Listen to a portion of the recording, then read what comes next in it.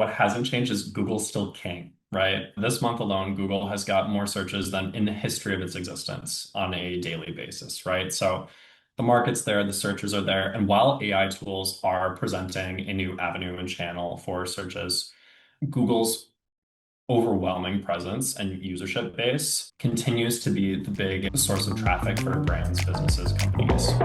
Welcome to Contrary to Popular Opinion, a podcast hosted by Vujade Digital. In each episode, we bring you provocative topics and novel perspectives around leadership, business, and marketing that defy the norms because exponential growth demands unconventional thinking and visionary action. So open your mind and let's get into this week's episode. Hey everyone, Kelly McGuire with Vujade Digital. Excited to talk to today's guest. Hey everybody, it's Todd, Kelly's partner, and wow, we have a 3-part episode coming up with a subject matter expert named Tanner. Tanner's on our team now, and Tanner's got a lot to say about what's going on in the world of search engine optimization. Before you say it's dead, hold that thought. Tanner will opine on why it's not and how it's evolving. That's what we're going to get into. So today's show is episode 1 of a 3-part series, which will go through a variety of different sort of topical things and takeaways. So today's episode is SEO isn't dead, it's just evolving. Our next episode will be what's changing with Google and AI and the new search landscapes. And then after that, we'll talk about what does it take to win in this new AI, SEO, GEO, LLM, AEO, 5 other acronym O's coming up. We'll talk about all those things. Those will be in the next shows. Today, we're going to talk about, is SEO dead? Tanner says no. So Tanner, I'm just going to kick you off with this. If you had 60 seconds right now to say what's changed, what would you say? I'd say Google's really good at doing what Google wants to do, and that's providing the best result for the search at hand, okay? It's been its core principle the entire time of its existence, and now, better than ever, they're achieving their goal of keeping people searching, keeping people present on the domain, and providing relevant informational queries. So with those 3 principles in mind, we do have to try to track the trajectory of Google to realize, how have we gotten here today? And, it's been a bit of a long haul over the last 5 years. And I started working in SEO in 2019, and now we're already at 2016. And, even in my tenure as a organic marketer, I've just seen a dramatic change within the search engine. Well, let's start there. So the evolution of search. So you started 6-7 years ago in this space. It's probably not changed more rapidly or radically ever in the history since this last 6 or 7 years. So take us back the last, I don't know, pick 3-5 years, wherever you started to see things change, and what's happened? What have you seen change in these last few years that's fundamentally, sort of shifting everything? Yeah, absolutely. So I would like to kind of just start with the, pre-2020 phase, right? Essentially, you had Google kind of ramping up, Google expanding its user base, starting to introduce more ads and monetize the SERP. But it was still kind of the traditional Google site links, right? The blue links that we're all familiar with. And there would be an ad or 2 at the top of the page, but, the robustness of the experience was still, in its more rudimentary form. But since 2020, and when there was a huge pivot to digital with the pandemic and everything, we've just seen an explosion in the number of features within the SERP, the number of types of results, as well as the increased monetization of the SERP, right? Google wants you to search, Google wants to provide the best answer possible, and Google wants to make sure it can serve ads within that space. So basically, over time, they've improved the user experience to such an extent where their presentation of results has included the answers, right, that people are searching for without clicking through to the website, with different types of products and services that you can find through ads. And essentially, it's just been this constant evolution towards keeping you on Google, keeping you searching, and then providing the most relevant results.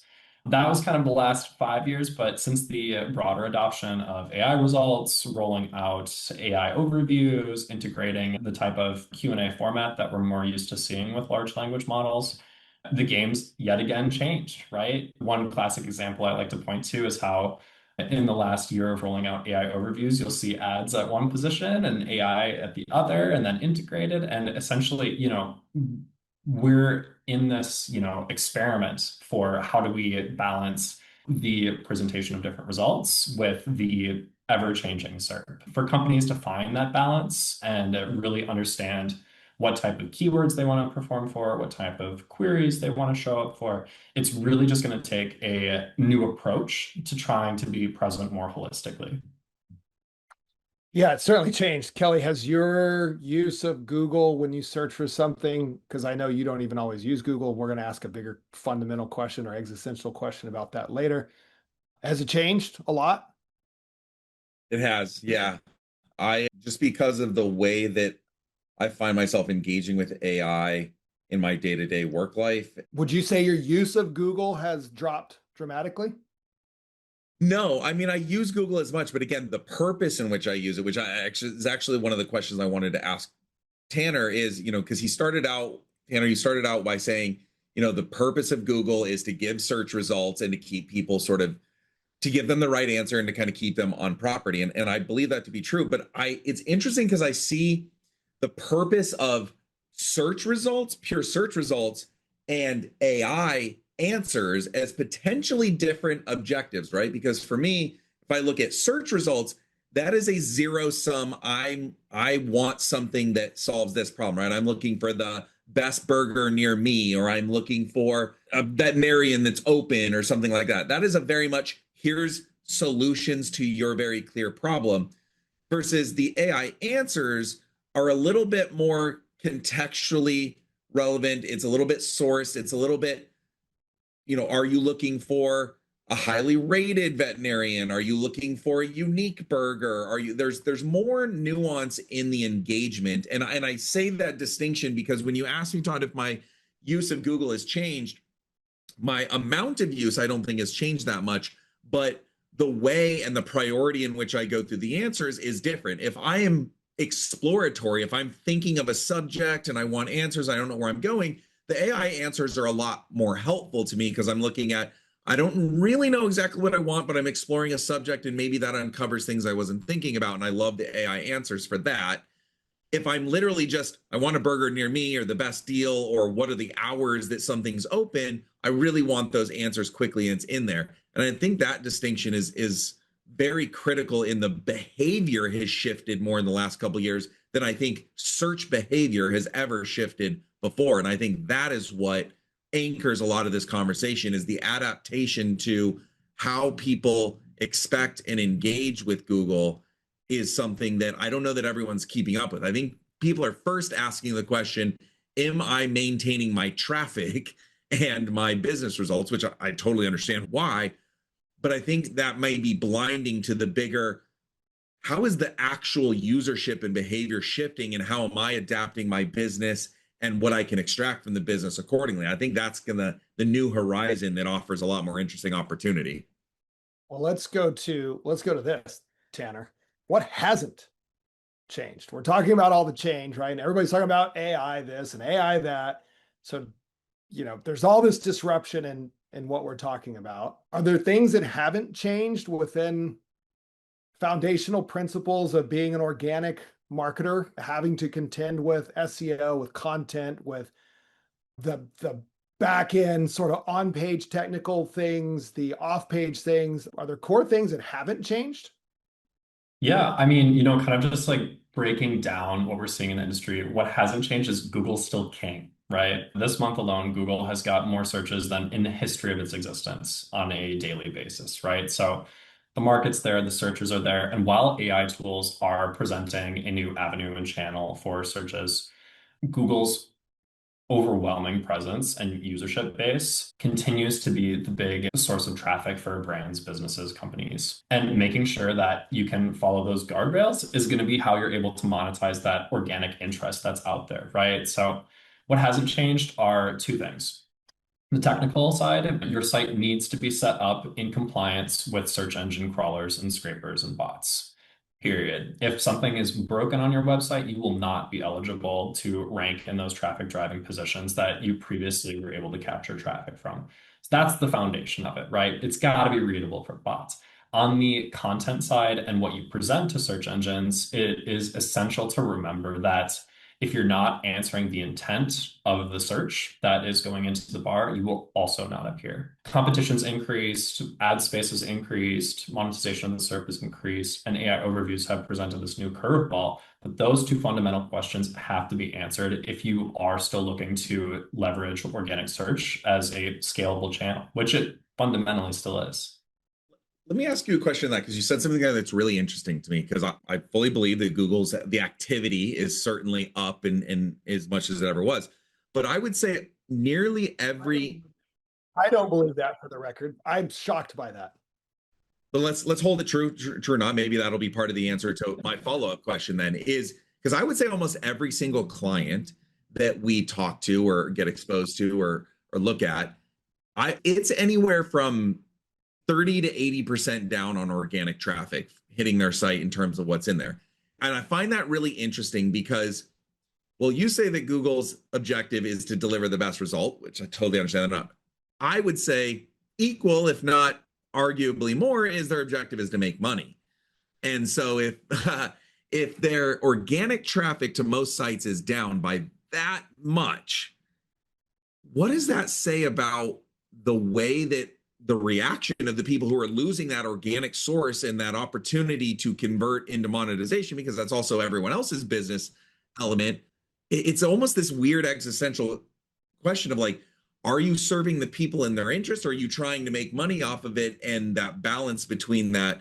But if the activity on Google is flat or up, or maybe not down 30 to 80%, but organic opportunity on the businesses relying on it are, what's happening there? Is that people just getting the AI results and not needing to go to a search result, and therefore the traffic excel? So the Google activity hasn't gone down, but the traffic redirect of Google has dropped precipitously, would kind of be my hypothesis. Wouldn't that correlate, Kelly, to what you just said the behavioral difference in search types are? If you're not looking for a link to click on because you know exactly what you're looking for and you're looking more exploratory and you're using the AI summary, that would mean less clicks to a client website or to a website is causing that drop. I guess that's what I'm looking to validate, right? Like the idea that Google activity isn't down, but most people who rely on Google are seeing 30 to 80% down. There's something in the middle there.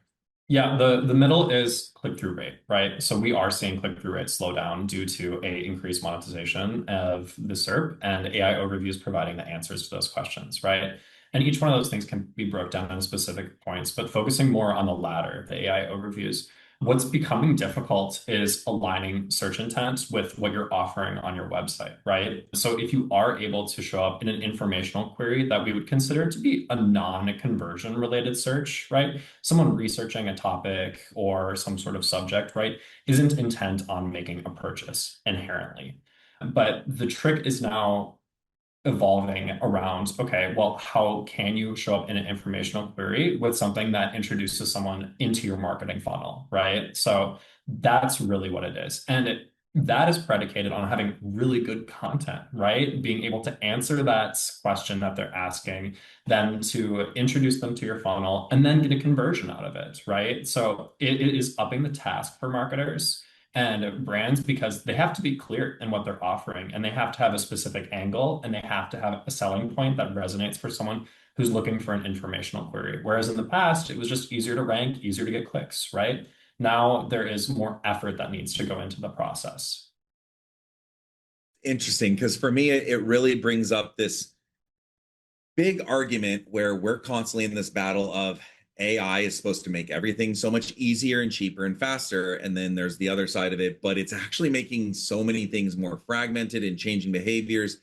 And the chase on how to adapt to it feels like it requires a lot more strategy and thinking and creativity to adapt within the systems. And the example I have to that is, if the opportunity for, I'll use your term, the intent based searches, right? The searches that occur where I am intending to make a decision or a purchase or go to something, if that is shrinking, your need to fight for when that happens, not losing the opportunity, the offensive, defensive that I've always said in search, right? There's the offensive of I need to go out and grab what's there. There's the defensive of not losing what I would have maybe already gotten. Usually that's applied to brand terms, if you will. But I'm saying that to say is, now we get into this a conversation we've had, Todd, which is how much of the investment needs to be done in the pre-work of branding or anchoring of a selection or things like that. Because by the time you get to the person who's doing that intent-based search, that's not the first time you want to be raising your hand saying, choose me. You want to have already planted some seeds and had some brand recognition, some website name recognition, some things that make it more likely that that person is in fact going to select you in the sea of options, because you're fighting in a sort of shrunken pool. And so that now you go, and then you go the sequential layer, right? Search has always been the most last touch ready to convert. Maybe that's not where the budgets need to go. Maybe you need to be fighting in the, I'm in the exploratory phase, but I need to show up there, or I need to plant those seeds type of things. And now you're fighting more campaigns, more KPI outcomes, more expected journeys. It's an interesting thing when you think about something as simple as I search a term, I get a result. And what we used to operate, I feel like that's getting pretty deeply broken. Tanner, you got a response to that, or do you want to jump to the next section? Yeah, it is evolving, and the behavior is going where the tools are taking them, right? And I think that if we just zoom in a little bit more on, AI, or doing an AI search through Google, there are clarifying questions that are asked of someone who's researching a different product, right? There are elements that appear within refinements for different searches. There are different questions that the bots ask you. And each one of those questions or queries is serving the intent of the search to make sure that the result is as specific as possible. And that's why companies and brands need to be more coherent in what they present on their website, what their indexable footprint is, in order to make sure that they can appear and target those different touch points along the funnel that people are being thrown into by Google's AI tools and searches. All right, we're gonna do a little fun thing right now, and then we'll jump to the next section. So I got a couple of these for you, Tanner. We're gonna do a couple of rapid fires. So this one's just true or false. So just answer true or false. That's the only answer you can give, nothing else. Kelly, Can I argue with him if I don't like his answer? I was gonna say, Kelly, you have to answer true or false as well, but you can't argue with them. So this is I'll only weigh in if I have a difference of opinion. If I agree, I'll keep quiet. oh, this is rapid fire for you both. So, Likewise, traditional SEO is dead. false. AI is going to replace Google. False. Google's going to evolve into AI search. Got it. Blogs don't matter anymore. False. Keywords don't matter anymore. Remarkably false. Backlinks don't matter anymore. Also false. ChatGPT, Claude, Perplexity, they're all going to replace search as we know it. They're going to change search as we know it. Yeah, I would say disrupt. Yeah. Disrupt. You still need thousands of pages of content to show up. Also false. Specificity is what you need.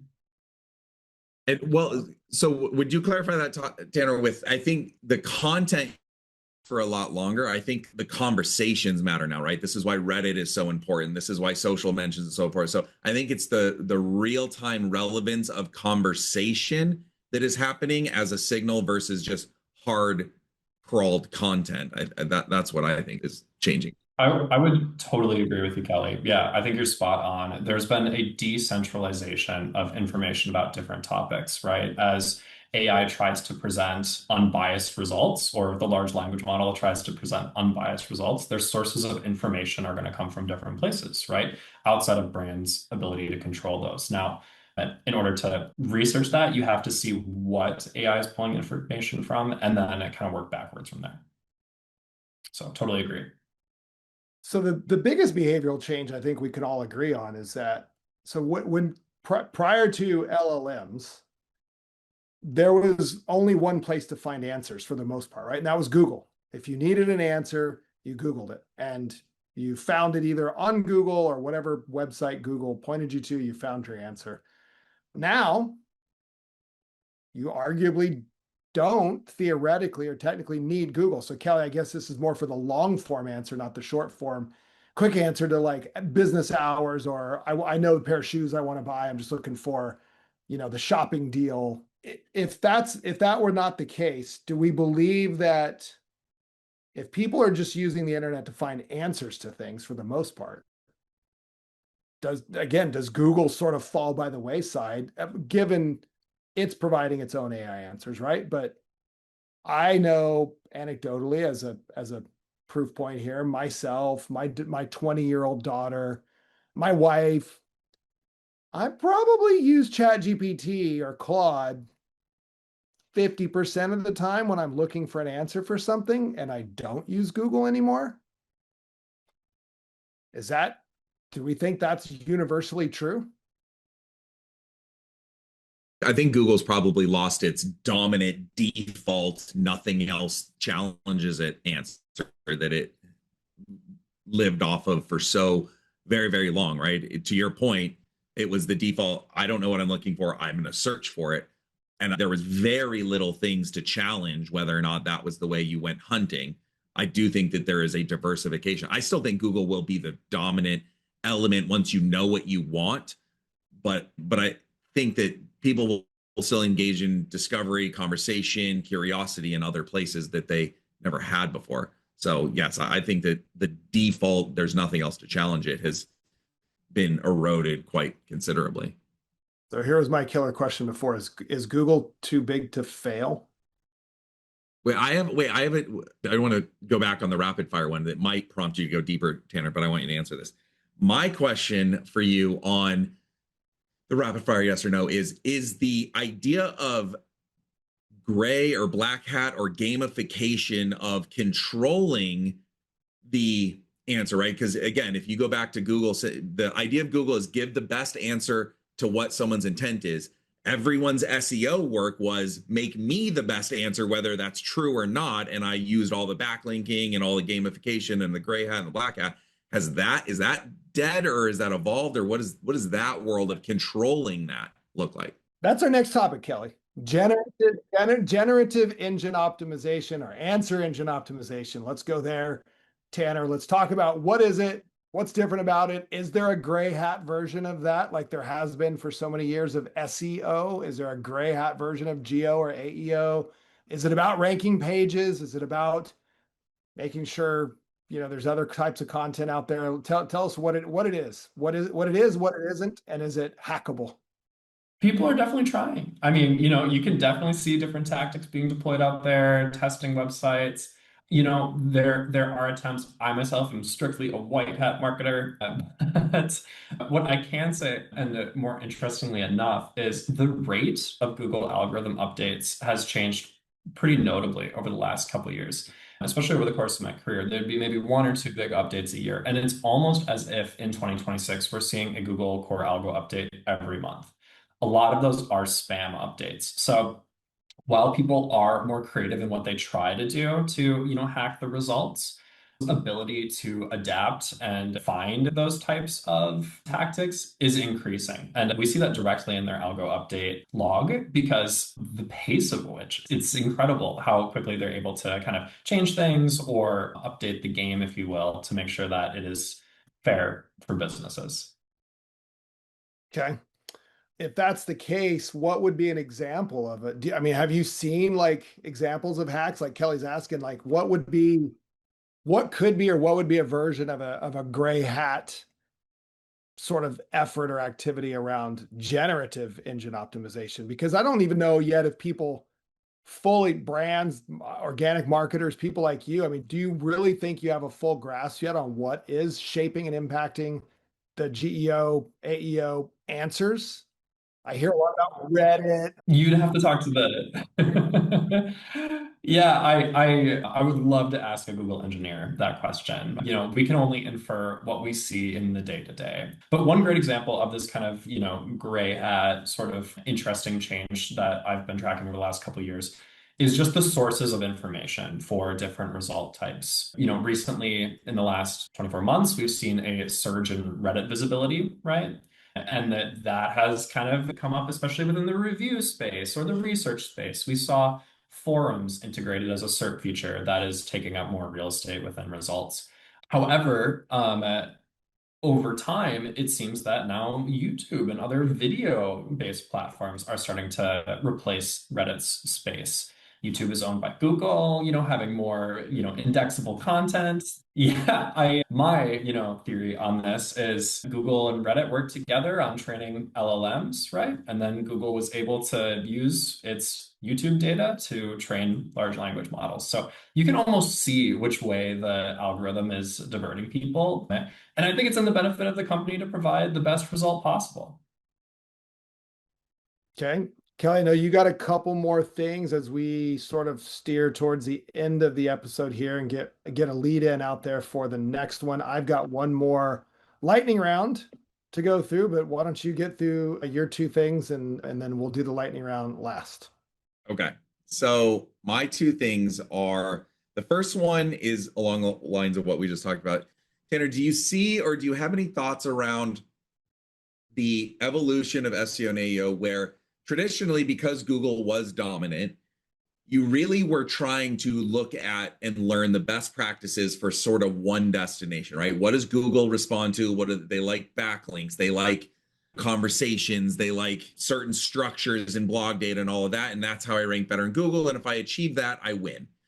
Does it change at all where you may need to be thinking about what multiple different outlets care about and pick up and care about? Like, you may not be writing one blog that just Google cares about. Maybe you do need it to answer different, ChatGPT or these other things. Like, how does that change the ability of trying to serve multiple masters with your strategies and your gamification, your white hat, whatever it is, and how it impacts the results in multiple engines versus just the historical, if as long as I serve Google, I'm doing my job element? It is a really interesting question. And you can see that there are different result types across different models and across different engines, right? So comparing results from Claude or Gemini or Perplexity or Copilot, all are different, right? And it is making it more difficult to track how you're supposed to approach each or which is most important to you.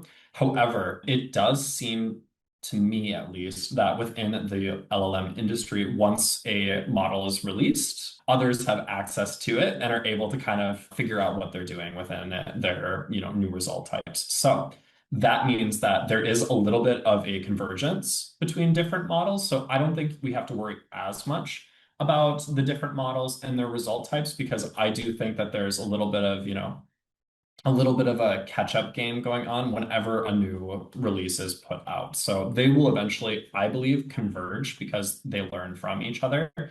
I think when looking at different models should be considered is who uses which model, right? So we know that ChatGPT is free, that there's a broader adoption for young people or non-paid users versus Claude or Copilot, which is definitely at the enterprise level, right? Or people at work, right? So thinking about what model or LLM your audience is most likely to use will allow you to know which one to keep an eye on most closely, as opposed to trying to do so many things across different tools. That's interesting. That's the first time I've thought about different LLMs being used differently by different audiences for different purposes. So like for people or companies that are on Microsoft Teams, right? They have to use Copilot. So if you're a B2B company, you might want to consider keeping a closer eye on Copilot results as opposed to ChatGPT or Grok.